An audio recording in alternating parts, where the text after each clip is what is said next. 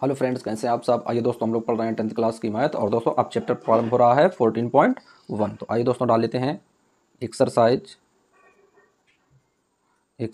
14.1। तो अब आइए दोस्तों देख लेते हैं 14.1 एक्सरसाइज में क्या दिया गया है। तो दोस्तों 14.1 एक्सरसाइज में दिया गया है प्रायिकता। क्या दोस्तों हम लोग पढ़ेंगे प्रायिकता। दोस्तों प्रायिकता क्या होती है। तो दोस्तों प्रायिकता को इंग्लिश में क्या बोलते हैं, प्रोबेबिलिटी बोलते हैं। दोस्तों क्या बोलते हैं, प्रोबेबिलिटी बोलते हैं।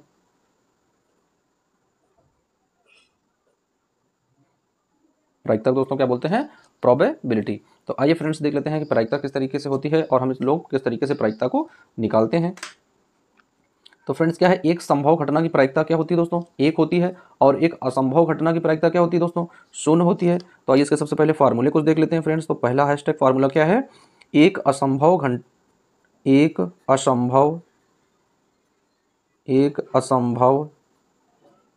घटना की प्रायिकता, एक असंभव घटना की प्रायिकता, एक असंभव घटना की प्रायिकता सदैव शून्य होती है, सदैव शून्य होती है। तो दोस्तों एक असंभव घटना की प्रायिकता क्या होती है, सदैव शून्य होती है। यानी असंभव घटना की जो प्रायिकता होती है उसे हम लोग कैसे लिखते हैं, सदैव शून्य से लिखते हैं। उसके बाद में अगला पॉइंट दोस्तों देख लेते हैं। प्रायिकता के ये फार्मूले हैं दोस्तों, नियम है। एक निश्चित या निर्धारित एक निश्चित या निर्धारित एक निश्चित या निर्धारित घटना की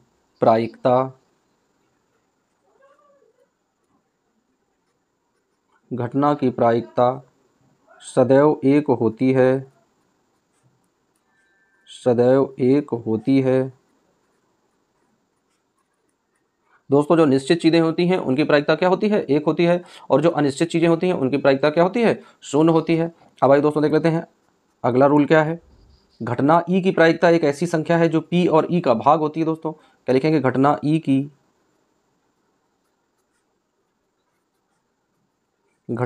की प्रायिकता एक ऐसी संख्या है,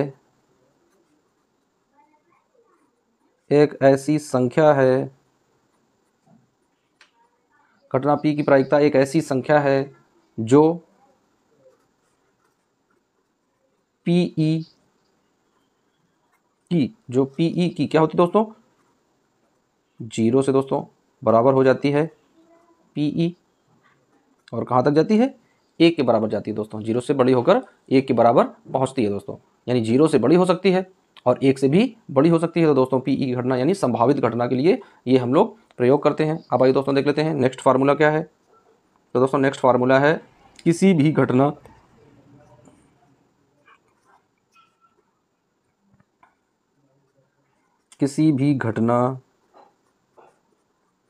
के लिए पीई प्लस पीई की प्रायिकता बराबर दोस्तों किसके होता है, एक के बराबर हो जाता है। यहाँ मतलब क्या है दोस्तों, आइए देख लेते हैं। जहाँ ई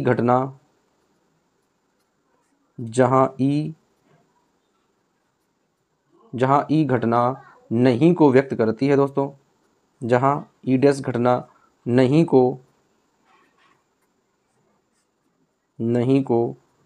व्यक्त करती है,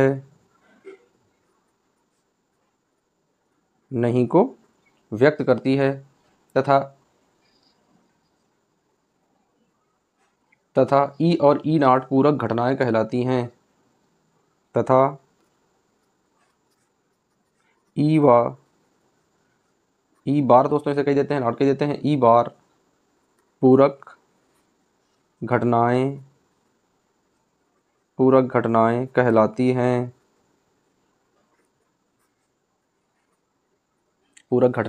कहलाती हैं, तो दोस्तों इस तरीके से हम लोग प्रायिकता को समझ लेते हैं। अब आइए फ्रेंड्स देख लेते हैं पहला चैप्टर अपना क्या दिया गया है।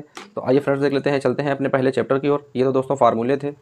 अब आइए दोस्तों देख लेते हैं प्रश्नावली दिया गया है क्या है। तो दोस्तों प्रश्नावली है 14.1 और सवाल दिया गया है पहला, कह रहा निम्नलिखित कथनों को पूरा कीजिए। तो आइए फ्रेंड्स देख लेते हैं क्या है। कह रहा घटना ई की प्रायिकता प्लस घटना ई नहीं की प्रायिकता। दोस्तों अभी आप लोगों को बताया है कि जब पी ई नॉट और दोस्तों प्लस में पी ई की प्रायिकता क्या होती थी, तो वो सदैव जोड़ते थे, तो किसके बराबर में आता था दोस्तों, वो बराबर में आता था एक के बराबर में आता था। तो दोस्तों आइए देख लेते हैं, अभी हम लोगों ने इसके जस्ट पहले जो फार्मूला पढ़ा था वो फार्मूला किसके बराबर में था।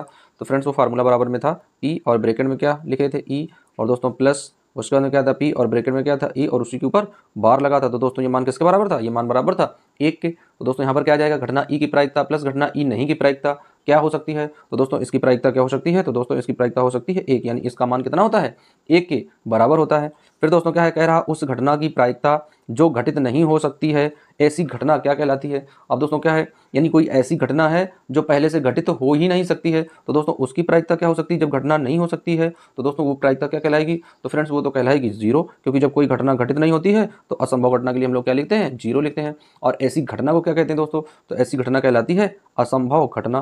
क्या कहलाती है दोस्तों, असंभव घटना। यहाँ पर दोस्तों लिख देंगे असंभव घटना, दोस्तों लिख देंगे, तो असंभव घटना कहलाती है, तो असंभव घटना दोस्तों कहलाती है। फिर क्या दिया गया है फ्रेंड्स तीसरे में, तो आइए तीसरे में देख लेते हैं क्या है। कह रहा उस घटना की प्रायिकता जिसका घटित होना निश्चित है। दोस्तों घटना यदि निश्चित है, यदि उसका दोस्तों समय फिक्स है कि घटना इतने समय पर निश्चित होगी दोस्तों, या उसका होना लगभग तय है, तो दोस्तों क्या होता है, उसकी प्रायिकता कितनी होती है, एक होती है। अभी पीछे आपको बताया था कि एक निश्चित या निर्धारित घटना की प्रायिकता सदैव क्या होती है, एक होती है। तो वही दोस्तों पूछ रहा है कि उस घटना की प्रायिकता क्या होगी जिसका घटित होना क्या है, निश्चित है। तो दोस्तों जिस घटना का घटित होना निश्चित होता है उसकी प्रायिकता किसके बराबर होती है, तो उसकी प्रायिकता बराबर होती है दोस्तों वन के। तो आ जाएगा यहाँ पर वन। और ऐसी घटना क्या कहलाती है, तो दोस्तों ऐसी घटना कहलाती है, ये असंभव घटना थी दोस्तों, ऐसी घटना क्या कहलाती है, निश्चित घटना या संभव घटना। तो दोस्तों यहाँ पर क्या लिखेंगे, निश्चित घटना। तो ऐसी घटना क्या कहलाती है, तो दोस्तों ऐसी घटना को बोलते हैं निश्चित घटना। तो ऐसी घटना दोस्तों क्या कहलाती है, निश्चित घटना कहलाती है। अब आइए देख लेते हैं चौथा दोस्तों क्वेश्चन। तो चौथा क्वेश्चन क्या दिया गया है, कह रहा किसी प्रयोग की सभी प्रारंभिक घटनाओं की, दोस्तों क्या है, किसी प्रयोग की सभी प्रारंभिक घटनाओं की प्रायिकताओं का योग होगा। तो दोस्तों किसी भी प्रयोग में जो प्रारंभिक प्रयोग होंगे दोस्तों, तो उसमें वन होते हैं सदैव, जब किसी की प्रायिकता होती है और उसकी प्रारंभिक प्रायिकता निकालते हैं तो दोस्तों वो किसके बराबर होती है, सदैव एक के बराबर होती है दोस्तों। तो आइए देख लेते हैं किसी प्रयोग की सभी प्रारंभिक घटनाओं की प्रायिकताओं का योग क्या होगा, तो दोस्तों उनका योग होगा एक के बराबर। तो कितना आ जाएगा फ्रेंड्स, एक आ जाएगा। अब आइए दोस्तों देख लेते हैं पांचवा क्वेश्चन क्या कह रहा है। तो फ्रेंड्स पांचवा क्वेश्चन कह रहा है कि किसी घटना की प्रायिकता, दोस्तों क्या कह रहा है, किसी घटना की प्रायिकता से बड़ी या उसके बराबर हो सकती है तथा से कम या उसके बराबर हो सकती है। तो दोस्तों किसी घटना की प्रायिकता क्या होती है, जीरो कब होगी, जब वह घटना घटित नहीं होगी दोस्तों। तो किसी घटना की प्रायिकता जीरो से बड़ी या उसके बराबर हो सकती है दोस्तों। यदि कोई घटना होगी तो वो जीरो से बड़ी हो सकती है और या जीरो के बराबर हो सकती है, यानी या तो घटना घटित होगी तो एक हो जाएगा दोस्तों, या घटना घटित नहीं होगी तो जीरो रहेगा। तथा से छोटी या उसके बराबर होती है, तथा एक से छोटी, दोस्तों एक से छोटी क्या होगी कि घटना घटित नहीं होगी तो शून्य आ जाएगा, और अगर यदि घटना घटित हो जाएगी तो एक आ जाएगा, तो उससे छोटी होगी तो एक आ जाएगा दोस्तों। तो इस तरीके से क्या है, किसी घटना की प्रायिकता शून्य से बड़ी तथा उसके बराबर होती है, तथा एक से छोटी या तो उसके बराबर होती है। तो दोस्तों इस तरीके से हम लोगों ने पहले क्वेश्चन में जो रिक्त स्थान थे उन रिक्त स्थानों को पूर्ण कर लिया है। अब आइए दोस्तों देख लेते हैं क्वेश्चन नंबर सेकंड क्या दिया गया है। दोस्तों क्वेश्चन नंबर सेकंड दिया गया है कि निम्नलिखित प्रयोगों में से किन किन प्रयोगों के परिणाम संप्रायिक हैं और स्पष्ट कीजिए। दोस्तों क्या हमें बताना है, किनके संप्रायिक हैं और किनके संप्रायिक नहीं है। तो आइए फ्रेंड्स देख लेते हैं क्या है। कह रहा है कि एक ड्राइवर कार चलाने का प्रयत्न करता है। दोस्तों क्या करता है, जब एक ड्राइवर कार चलाने का प्रयत्न करता है, कार चलना प्रारंभ हो जाती है या कार चलना प्रारंभ नहीं होती है। तो दोस्तों क्या है, यह कैसी घटना है, क्या कह रहा है, कह रहा है कि कार चलना प्रारंभ हो जाती है या कार चलना प्रारंभ नहीं होती है। तो दोस्तों इसमें असमंजस की स्थिति है, इसमें कोई चीज़ कन्फर्मेशन हो ही नहीं रही है कि यार दोस्तों क्या है, जब एक ड्राइवर कार चलाने का प्रयत्न करता है तो कार चलना प्रारंभ हो जाती है या नहीं, नहीं भी चलती है। तो इसका प्रयोग दोस्तों क्या है, परिणाम कैसा हो जाएगा, संप्रायिक नहीं होगा दोस्तों इसका, क्योंकि संप्रायिक बनेगा नहीं दोस्तों। तो आइए देख लेते हैं कैसा हो जाएगा, ये संप्रायिक नहीं है। तो दोस्तों क्या लिखेंगे, संप्रायिक नहीं है। दोस्तों क्या में लिखना है कि किसका परिणाम संप्रायिक है और किसका परिणाम संप्रायिक नहीं है। तो दोस्तों इस घटना का जो परिणाम है वो संप्रायिक नहीं है। तो दोस्तों क्या लिखेंगे, संप्रायिक नहीं है। तो दोस्तों यहाँ पर लिख देंगे संप्रायिक नहीं है। तो इस तरीके से दोस्तों हम लोग ने किया, पहला क्वेश्चन सॉल्व कर लिया कि इसकी जो घटना है वो क्या है, एक सांप्रायिक घटना नहीं है। अब आइए दोस्तों दूसरा देख लेते हैं क्या है। कह रहा एक खिलाड़ी बास्केटबॉल को बास्केट में डालने का प्रयत्न करती है। दोस्तों कोई यहाँ पर एक लेडीज महिला खिलाड़ी है, तो एक खिलाड़ी बास्केटबॉल को काहे में डालती है, बास्केट में डालने का प्रयत्न करती है। वह बास्केटबॉल में डाल पाती है या नहीं भी डाल पाती है। दोस्तों इसमें भी कोई कन्फर्मेशन नहीं है, कह रहा कि डाल भी पाती है और नहीं भी डाल पाती है। दोस्तों सांप्रायिक वो घटनाएं होंगी जिनकी प्रायिकता एक कन्फर्म हो, और दोस्तों सांप्रायिक वो घटनाएं नहीं होगी जिनकी प्रायिकता एक नहीं है। तो आइए फ्रेंड्स देख लेते हैं कि एक खिलाड़ी यदि बास्केटबॉल में बॉल डालने का प्रयत्न करती है तो वो बॉल को डाल पाती है या नहीं डाल पाती है। तो दोस्तों इसमें भी वही हो जाएगा कि सांप्रायिक नहीं है। तो क्या लिखेंगे दोस्तों, सांप्रायिक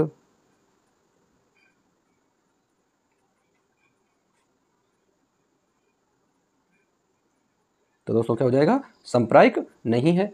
अब आइए दोस्तों देख लेते हैं अगला क्वेश्चन। अब आइए फ्रेंड्स देख लेते हैं क्वेश्चन नंबर तीसरा क्या है। कह रहा एक सत्य असत्य प्रश्न का अनुमान लगाया जाता है। दोस्तों क्या है, कह रहा कि एक सत्य या असत्य प्रश्न का अनुमान लगाया जाता है, उत्तर सही है या गलत होगा। तो दोस्तों हमें ये देखना है कि ये घटना क्या सांप्रायिक है या नहीं है। तो आइए फ्रेंड्स देख लेते हैं, इसे थोड़ा आप लोगों को डिटेल में समझा देते हैं। एक सत्य या असत्य प्रश्न के उत्तर के विषय में हमें पहले ही पता होता है। दोस्तों यदि कोई प्रश्न का आंसर है तो उसका सही होना या गलत होना हमें पहले से पता होता है, यानी वह घटना जो पहले से निश्चित होती है वो क्या कहलाती है, सांप्रायिक घटना कहलाती है, जिसकी प्रायिकता क्या होती है, एक होती है दोस्तों। तो जिसकी प्रायिकता एक होती है वही दोस्तों जो वाक्यांश होते हैं वो क्या होते हैं, सांप्रायिक होते हैं। और जिसकी प्रायिकता दोस्तों एक नहीं होती है, शून्य होती है, वो क्या होते हैं, सांप्रायिक नहीं होते हैं। तो दोस्तों इसमें क्या है, यदि किसी क्वेश्चन का दोस्तों आंसर पहले से पता होता है कि सही है या फिर गलत है। जैसे दोस्तों एग्जाम्पल के तौर पर कह दिया जाए कि भारत की राजधानी क्या है। तो दोस्तों हम लोग जानते हैं कि भारत की राजधानी नई दिल्ली है। तो दोस्तों हमें आंसर पता होगा, जिसका आंसर नई दिल्ली है ये सही होगा। यदि दोस्तों जिसका आंसर नई दिल्ली नहीं है तो वो क्या हो जाएगा, गलत हो जाएगा। तो दोस्तों इसकी क्या है, इसकी जो प्रायिकता है वो एक के बराबर लगभग आ रही है। तो यह दोस्तों दिया गया है अनुमान कैसा हो जाएगा, यह हो जाएगा सांप्रायिक। तो दोस्तों क्या लिखेंगे, सांप्रायिक है। तो क्या लिखेंगे दोस्तों यहाँ पर, सांप्रायिक है, यहाँ लिख देंगे दोस्तों। क्या लिख देंगे दोस्तों, सांप्रायिक। ये जो वाक्यांश है, जो वाक्य लिखा, ये कैसा है, ये सांप्रायिक है। अब आइए दोस्तों देख लेते हैं अगला क्वेश्चन क्या है। दोस्तों अगला क्वेश्चन कह रहा एक बच्चे का जन्म होता है, वह एक लड़का है या एक लड़की है। अब दोस्तों यहाँ पर देख लेते हैं क्या कह रहा है, यहाँ पर कह रहा है कि एक बच्चे का जन्म होता है। तो दोस्तों बच्चों में तो दोनों चीज़ें आती हैं, लड़के भी आते हैं और लड़कियाँ भी आती हैं। तो दोस्तों चाहे लड़का हो या लड़की हो, दोस्तों जो घटना है वो घटना तो वहाँ पर निर्धारित है दोस्तों। तो जब घटना निर्धारित होती है तो उसकी प्रायिकता क्या होती है, एक हो जाती है। तो दोस्तों प्रायिकता यदि एक होगी तो यह दिया गया वाक्यांश जो है, जो वाक्य दिया गया वो कैसा हो जाएगा, सांप्रायिक हो जाएगा। तो दोस्तों देख लेते हैं कि किसी बच्चे के जन्म के विषय में लड़के या लड़की का होना निश्चित होता है, अतः यह परिणाम जो है वो कैसा है, सांप्रायिक है। तो दोस्तों लिख देते हैं सांप्रायिक।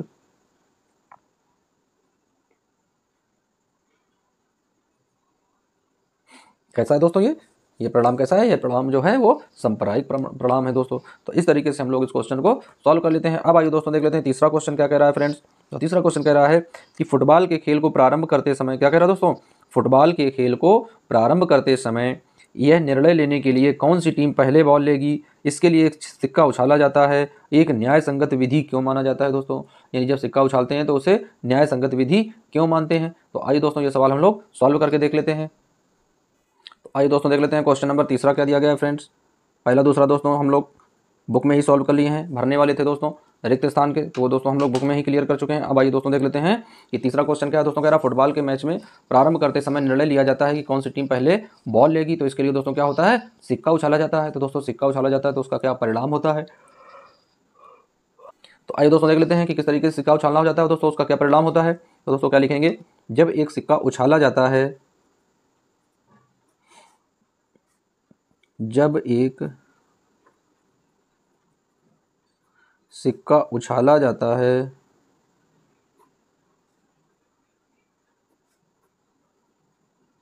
जब एक सिक्का उछाला जाता है तो यह, जब एक सिक्का उछाला जाता है तो यह केवल एक संभावित दशा में, एक संभावित दशा में धरती पर गिरता है,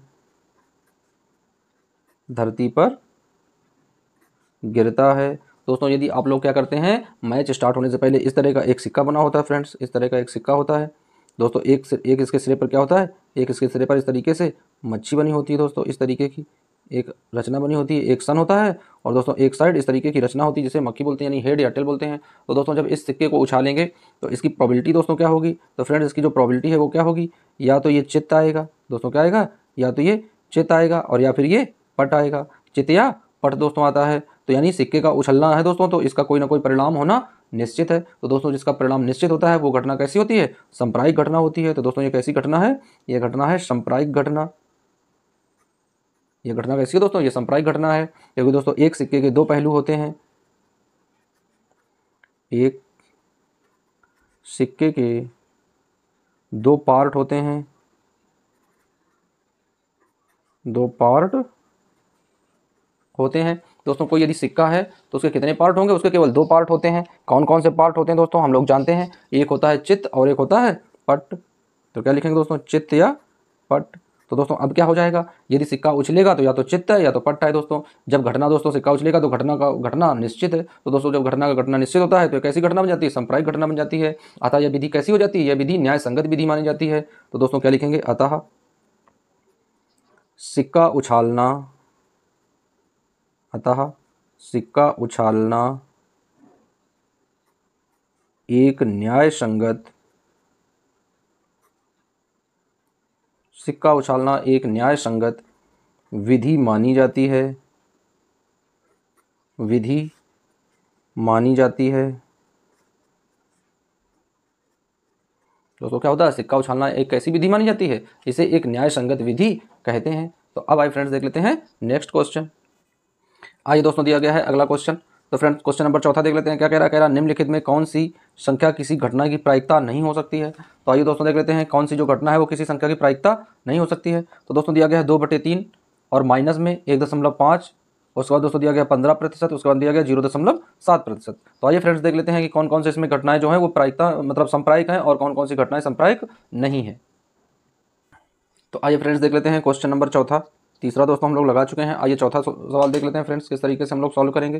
दोस्तों ए नंबर दिया गया है, तो आइए ए नंबर में देख लेते हैं क्या लिखा है दोस्तों, लिखा है 2/3। तो आइए देख लेते हैं दोस्तों 2/3 को किस तरीके से हम लोग डिफाइन करेंगे। तो किसी घटना की प्रायिकता के लिए दोस्तों क्या होता है फार्मूला, तो लिखेंगे किसी घटना की प्रायिकता के लिए, यहाँ लिखेंगे दोस्तों किसी घटना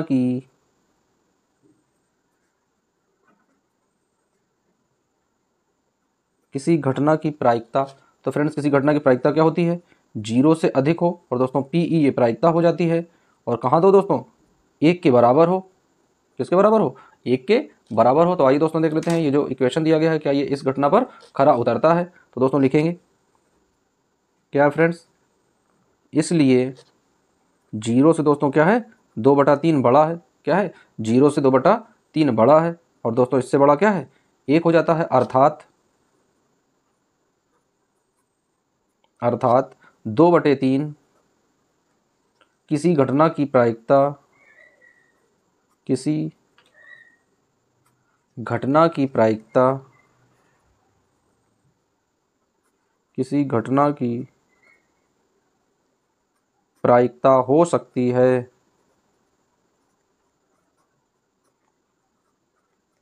किसी घटना की प्रायिकता हो सकती है। तो दोस्तों 2/3 क्या है, किसी भी घटना की प्रायिकता हो सकती है। अब आइए दोस्तों देख लेते हैं, क्वेश्चन नंबर बी। ए दोस्तों हम लोग सॉल्व कर चुके हैं। आइए देख लेते हैं बी क्वेश्चन क्या है। तो दोस्तों बी में दिया गया है -1.5। दोस्तों क्या दिया गया है, -1.5। तो आइए दोस्तों देख लेते हैं बी को किस तरीके से लगाएंगे।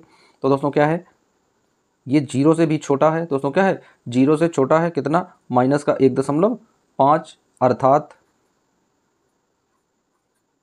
अर्थात -1.5 शून्य से छोटा है, शून्य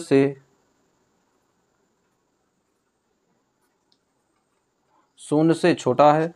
-1.5 दोस्तों क्या है, शून्य से छोटा है, इसलिए यह किसी घटना की प्रायिकता, इसलिए यह किसी घटना की प्रायिकता, घटना की प्रायिकता नहीं हो सकती है, नहीं हो सकती है। यह किसी घटना की प्रायिकता नहीं हो सकती है। अब आइए दोस्तों देख लेते हैं सी नंबर क्या कह रहा है। तो फ्रेंड्स सी नंबर क्या कह रहा है, सी नंबर कह रहा है 15%। तो दोस्तों क्या लिखेंगे, चूंकि चूँकि 0 क्या है दोस्तों, बड़ा है 15% से और ये बड़ा है दोस्तों 1 से, तो ये घटना क्या हो जाएगी, बन जाएगी दोस्तों। तो क्या लिखेंगे, इसलिए 15% किसी घटना की प्रायिकता, किसी घटना की प्रायिकता, किसी घटना की प्रायिकता हो सकती है,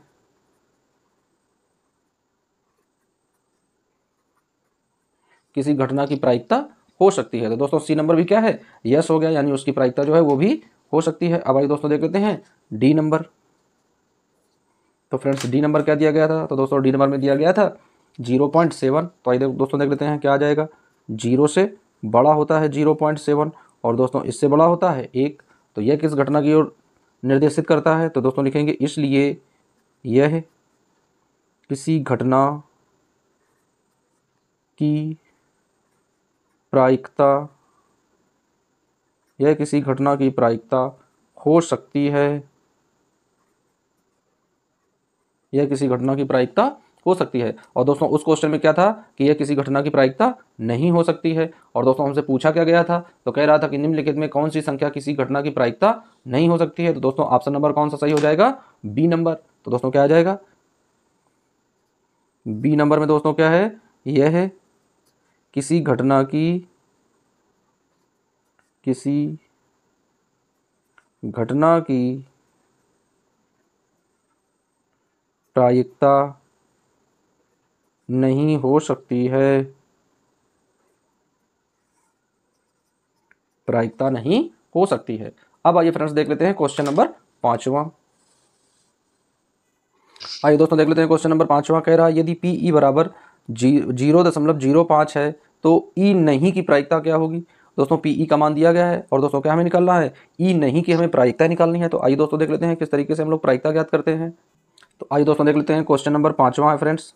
तो आइए 5वां क्वेश्चन देख लेते हैं किस तरीके से हम लोग सॉल्व करने वाले हैं। दोस्तों क्या दिया गया है, यदि पी बराबर दिया गया है फ्रेंड्स, यदि पी और ई का मान दिया गया है, तो दोस्तों पी और ई का मान क्या दिया गया है, दिया गया है 0.05 है। तो पी ई नहीं की प्रायिकता हमें निकालनी है। दोस्तों किसकी प्रायिकता निकालना है, पी ई नहीं की प्रायिकता हमें ज्ञात करनी है। तो आइए दोस्तों देख लेते हैं किस तरीके से हम लोग सवाल लगाएंगे। दोस्तों आप लोगों को बताया था कि पहला क्वेश्चन का आंसर दोस्तों हम लोगों ने जो फार्मूले में पढ़ा था वो क्या था। तो आइए दोस्तों देख लेते हैं किस तरीके का फार्मूला था। पहला फार्मूला था दोस्तों पी और ब्रैकेट में ई, फिर प्लस दोस्तों था, फिर पी और यहाँ पर दोस्तों ब्रैकेट में ई और इसके ऊपर बार चिन्ह था। और दोस्तों इसका मान क्या था, इसका मान आता था योग बराबर आता था 1 के बराबर। अब दोस्तों यहाँ पी ई की प्रायिकता दी गई है तो यहाँ पर ये मान रख लेते हैं। तो क्या आ जाएगा 0.05 प्लस पी और ब्रैकेट में दोस्तों क्या आ जाएगा ई, बार का चिन्ह लगाएंगे बराबर दोस्तों 1 आ जाएगा। इस पर छांतर करेंगे, ये प्लस का इधर आएगा माइनस का हो जाएगा। तो दोस्तों पी ई बार कोष्टक बराबर क्या आ जाएगा 1 माइनस 0.05। अब दोस्तों जब इसे घटा कर लिखेंगे तो क्या आ जाएगा घटाने पर, तो दोस्तों घटाने पर आ जाएगा 0.95। क्या आ जाएगा फ्रेंड्स 0.95, यानी ई नाट की प्रायिकता क्या हो जाएगी 0.95। तो दोस्तों लिखेंगे पी ई नहीं की प्रायिकता बराबर 0.9 और 5। तो दोस्तों इस तरीके से सवाल नंबर 5 हम लोगों ने सॉल्व कर लिया है। अब आइए उसका आंसर डाल देते हैं फ्रेंड्स। तो आंसर क्या आया है, तो दोस्तों आंसर आया है पी और ब्रैकेट में ई और ऊपर बार कोष्टक। दोस्तों यहाँ पर क्या जाएगा 0.95। तो इस तरीके से दोस्तों हम लोगों ने 5 सवाल सॉल्व कर लिए हैं। दोस्तों बाकी के सवाल हम लोग दूसरे वीडियो में कवर करेंगे। जब तक के लिए दोस्तों बने रहिए वीडियो और चैनल के साथ में। मिलते हैं फिर से।